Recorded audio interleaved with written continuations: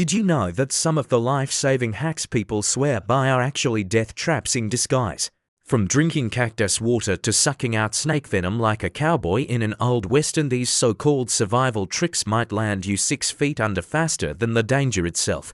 In this video, I'll uncover 10 of the most dangerous survival myths that people still believe, and explain why trusting them could turn your rescue story into a cautionary. Number 10. Drinking your own pee. Oh yes, the classic Bear Grylls special. Somewhere along the line, survival TV convinced people that the best way to quench thirst in the wild is to turn into a one-person recycling center. The logic sounds simple: water went in, water came out, so why not loop the system? Except, that's not how bodies work. Urine isn't just lightly used water, it's basically a chemical cocktail of everything your kidneys decided was too gross or toxic to keep. Think salt, urea, ammonia, all the stuff your body desperately wanted to kick out of the club. Drinking it just puts all that waste right back in, which forces your kidneys to work overtime filtering it out again. Do this enough and congratulations, you're on the fast track to dehydration and kidney failure, not hydration. There's also the little detail that urine is loaded with salt. Salt dehydrates you. So every time you sip your own pee, it's basically like your body is charging you interest on your thirst. You end up more parched than before, but with the added bonus of smelling like a science experiment. The only time pee drinking makes sense is in urban legends or YouTube clickbait, not in actual survival. If you're stranded, you're better off licking dew off a leaf or digging a small hole to collect condensation. Basically, drinking your pee is just your body's way of saying, you lose twice. Number 9. Sucking out snake venom. We've all seen it in movies. The rugged hero saves their buddy by dramatically biting into a snakebite wound and spitting out the venom like some cowboy vampire. Unfortunately, Hollywood forgot to mention that this heroic act is as effective as trying to stop a house fire by spitting on it. Here's the deal: once venom is injected, it spreads through tissue and into the bloodstream ridiculously fast. By the time you've dropped to your knees to reenact your cowboy moment, that venom is already on tour throughout the victim's body. You're not sucking anything useful out, you're just making a nasty wound nastier. Oh, and bonus points, if you've got any cuts in your mouth. Spoiler, you probably do. Congratulations, you just gave yourself a direct line for venom to join your bloodstream. What actually helps? Keeping the victim still, keeping the bite below the heart, and getting medical help as fast as possible. Antivenom is the only real treatment, not your best impression of a Dyson vacuum. The whole suck and spit routine, that's not survival, it's just your audition for most unnecessary death in the wilderness. Number 8. Rubbing frostbite to warm it up. It sounds cozy, right? You've got numb, frozen fingers and someone tells you to just rub them really hard to get the blood flowing. Except what you're really doing is sandpapering your tissue while it's in a fragile, dying state. Frostbitten skin is basically like a frozen steak, solid, brittle, and not meant for rough handling. Rubbing it doesn't wake it up, it shreds it. Even worse, if your hands are cold enough for frostbite, odds are good that whatever you're rubbing with your other hand, snow, whatever, is also freezing cold. That means you're not warming anything up. You're just grinding ice against ice like some kind of caveman food processor.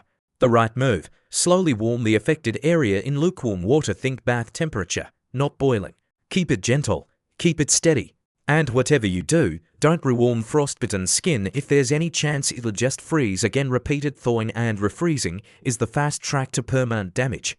Basically, rubbing frostbite is like trying to save a frozen laptop by smacking it with a hammer. Congratulations, you've just voided your warranty. Number 7. Playing dead with bears. Somewhere out there, people heard just play dead and thought it applied to all bears, like some universal off switch. Nope, bears aren't iPhones. Playing dead can work in very specific situations, namely with a grizzly bear that's attacking in a defensive panic like you stumbled between her and her cubs.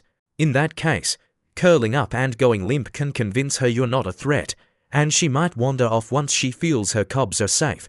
But here's the catch: try that same strategy with a black bear, and you've basically turned yourself into a Happy Meal.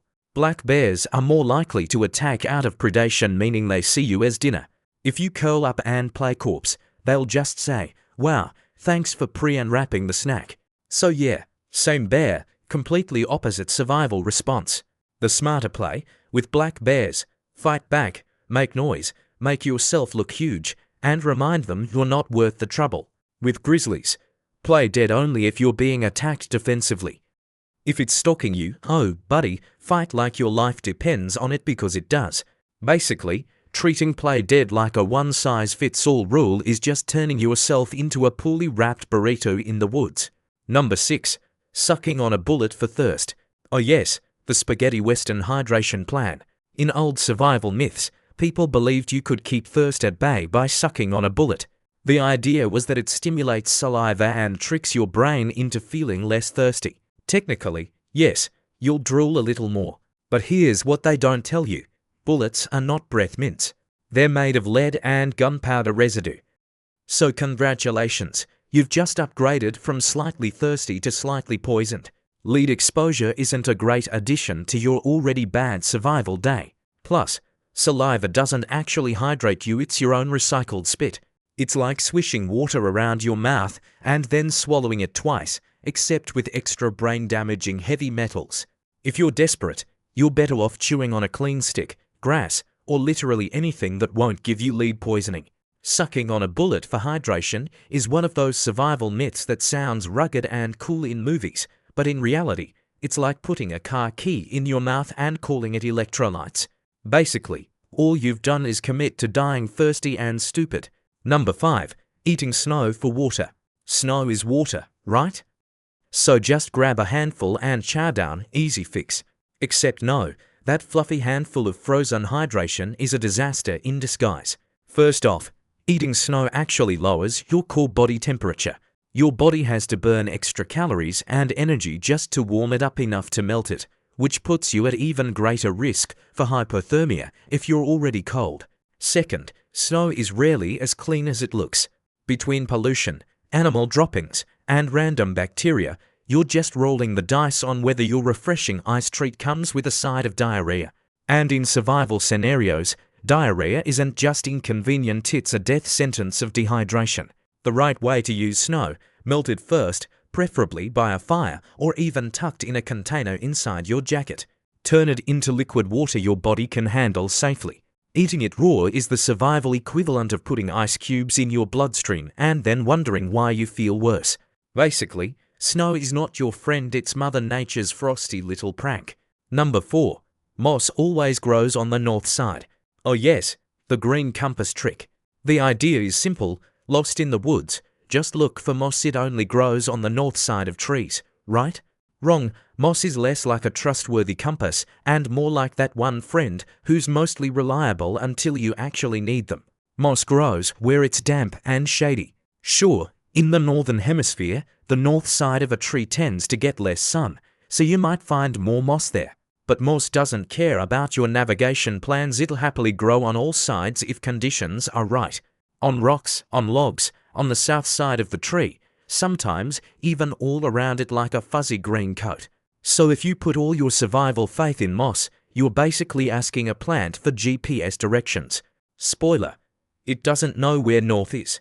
If you want actual navigation, use the sun's position, the stars, or an actual compass. Crazy idea, I know. Moss is just decoration. Depending on it for directions is the wilderness equivalent of trying to find your way with a Magic 8 ball. Number 3. Tourniquets for every bite or cut. Old school survival guides used to say, slap on a tourniquet for snake bites, spider bites, or basically any wound. Cut off the blood, trap the venom easy, right?